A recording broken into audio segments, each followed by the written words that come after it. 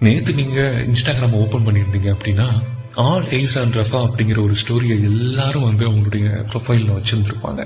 சில பேர் தெரிஞ்சு வச்சிருப்பாங்க, சில பேர் அவங்க வச்சிருக்காங்களே அப்படின்னு சொல்லிட்டு தான் ஷேர் பண்ணியிருப்பாங்க. அவங்களுக்கு நான் சொல்லிக்க விரும்புறது என்னன்னா, இஸ்ரேல் அப்படிங்கிற ஒரு பெரிய நாடு அக்டோபர் 7, 2023 இருந்து பாலஸ்தீனம் காசா மக்கள் மேல தொடர்ச்சியா பாம் பிளாஸ்ட் போட்டுட்டு இருக்காங்க. 215 நாளா இந்த பாம் பிளாஸ்ட் நடந்துட்டு இருக்கு. பாலஸ்தீனம் காசா மக்கள் ஒவ்வொரு இடமும் தஞ்சம் புகுந்து போக போக அங்கெல்லாம் பாம் போட்டு மக்கள் எல்லாம் அடிச்சிட்டு இருக்காங்க. இப்ப ஃபைனலா ரஃபா அப்படிங்கிற ஒரு பிளேஸ்க்கு 60 பாம் போட்டு அங்க இருக்க மக்களை அட்டாக் பண்ணிருக்காங்க. அதுவும் கடந்த 48 மணி நேரத்துக்குள்ள அங்க குறைஞ்சது 6 லட்சம் குழந்தைங்க இருக்காங்க.